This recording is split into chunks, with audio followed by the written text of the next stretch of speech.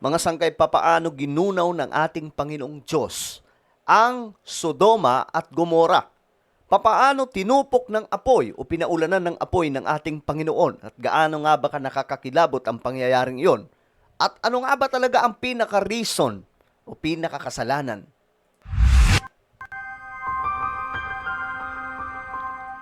Hello, what's up guys? This is me. We are back dito sa ating YouTube channel.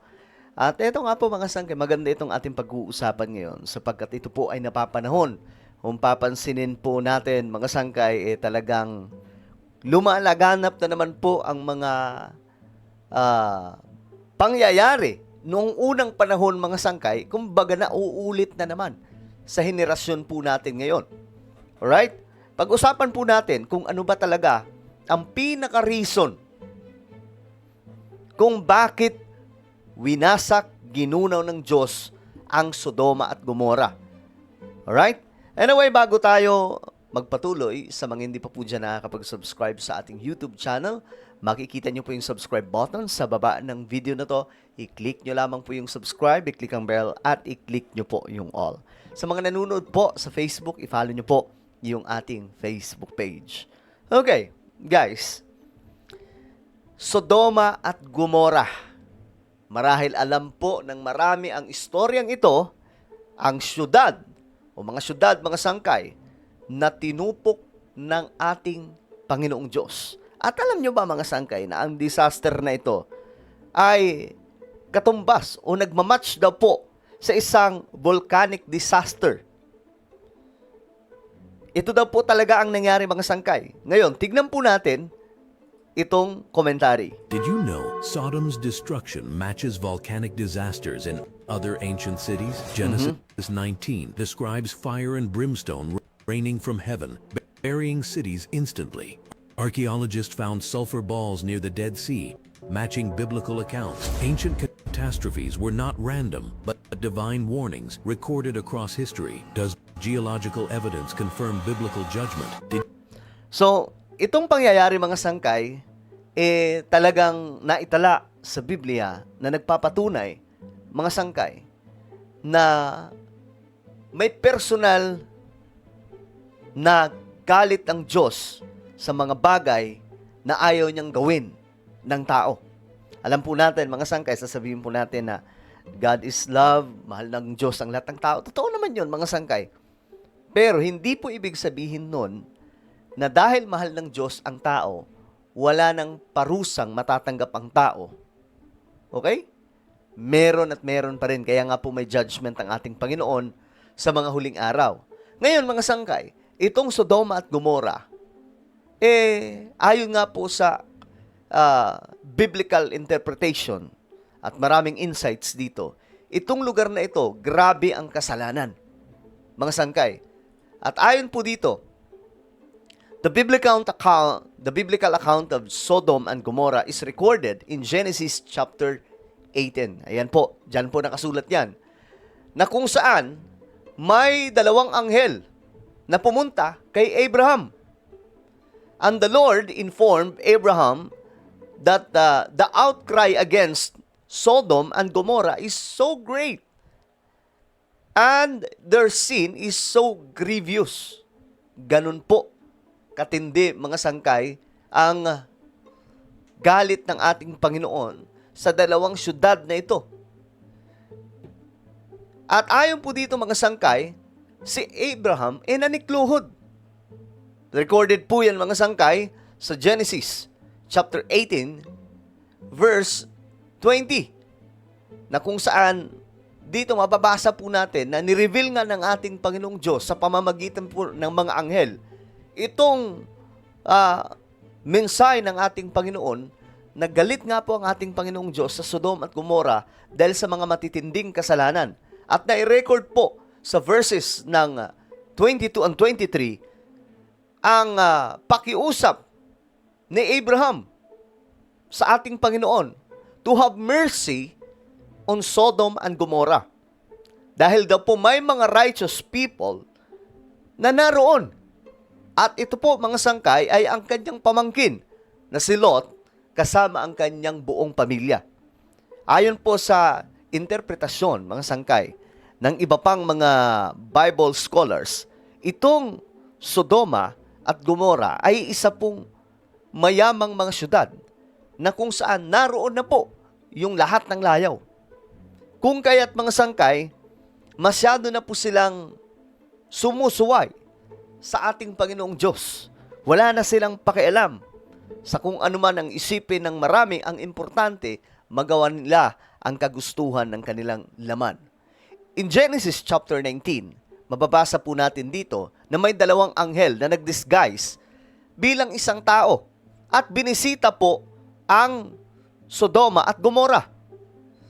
At ito po mga sangkay, ang purpose nila ay para kitain po. Pinadala sila ng Diyos para puntahan ang pamilya nila Lot.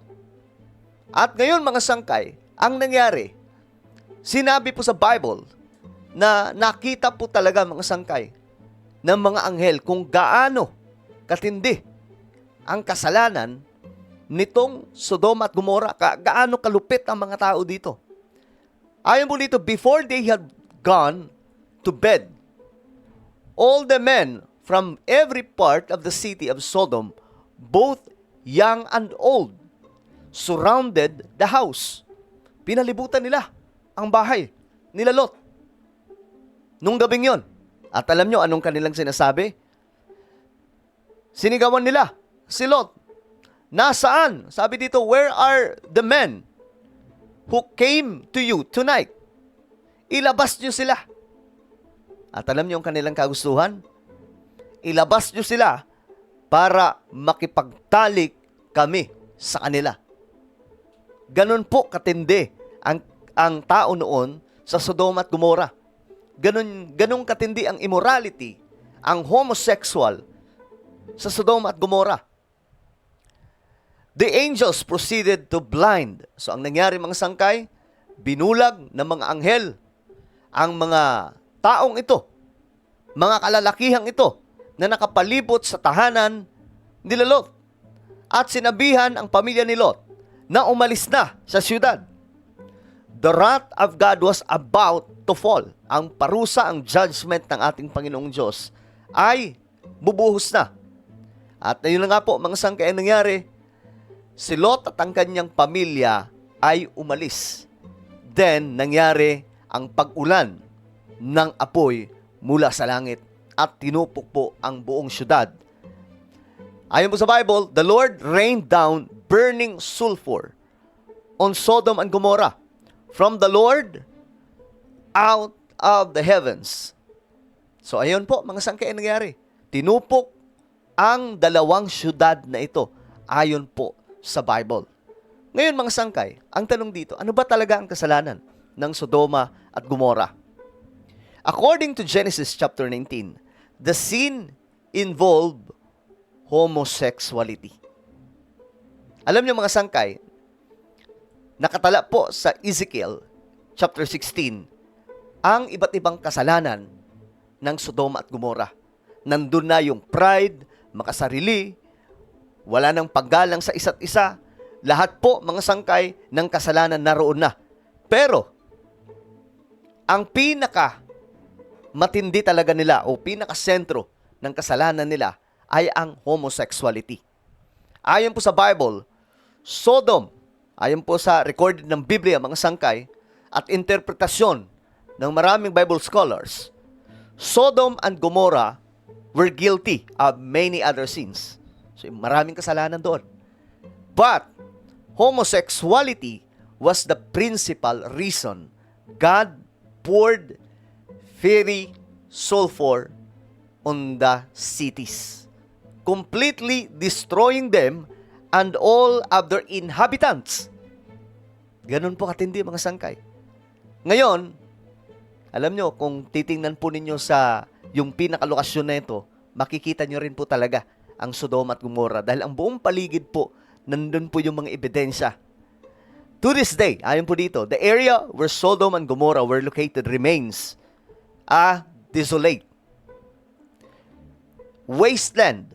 Sodom and Gomorrah serve as a powerful example of how God feels about sin in general and homosexuality specifically. So, ganun po katindi mga sangkay, yung galit ng Diyos sa homosexuality. At kung babasahin po natin ang Bible, even in New Testament, sinulat po dito, no? Ni real talk ng Biblia, mga sangkay, ang gumagawa nito. Ayon po sa Bible, sa 1 Corinthians chapter 6, hindi ba ninyo alam na ang mga makasalanan ay walang bahagi sa kaharian ng Diyos? Huwag ninyong dayain ang inyong sarili. Ang mga nakikiapid, sumasamba sa Diyos-Diyosan. Ito yung mga hindi makakapasok daw sa kaharian ng Diyos. Nangangalunya, nakikipagtalik sa kapwa lalaki o kapwa babae. Malinaw po ang sinasabi sa Biblia. Marami itong mga sangkay, nagnanakaw, sakim, naglalasing, nanlalait, ng kapwa o ng daraya ay walang bahagi sa kaharian ng Diyos. But again, kasama po dito ang nakikipagtalik sa kapwa lalaki o kapwa babae. Kaya't huwag po tayong magagalit, no? Yung mga kapatid po natin na, kumbaga, na nababahagian ng ganitong klaseng pangangaral mula po sa Biblia. Ito po kasi talaga ay biblical. Kahit bali-balik rin po natin ang nakasulat sa Biblia, wala po tayong magagawa. No? Kaya ngayon, itong nangyayari sa ating mundo ngayon, na ang hindi tama ay ginagawa na pong tama, tandaan po natin, may Diyos na nakakakita ng lahat. Right? May Diyos na nakakakita ng lahat. Alam nyo, maawain ng ating Panginoon, mahal ng Diyos ang lahat ng tao. LGBT man yan, tayo, lahat tayo. Pero gusto ng Diyos na maitama ang lahat sa atin. Gusto ng Diyos na maitama ang bawat isa sa atin sapagkat ang mundong ibabaw, pinamumugaran po ito ni Satanas at ng kanyang mga kampon. Kung kaya nauulit at nauulit sa bawat henerasyon ang mga kasalanan na nagawa na noong unang panahon. Balikan po natin mga sangkay kung papaano tinupok ng Diyos itong Sodoma at Gomora. Did you know Sodom's destruction matches volcanic disasters in other ancient cities? Genesis 19 describes fire and brimstone raining from heaven, burying cities instantly. Archaeologists found sulfur balls near the Dead Sea, matching biblical accounts. Ancient catastrophes were not random, but divine warnings recorded across history. Does geological evidence confirm biblical judgment? Did you know? Well, ano po ang inyong opinion? Comment down below. Huwag niyo pong kailimutan na isubscribe yung ating YouTube channel. God bless everyone.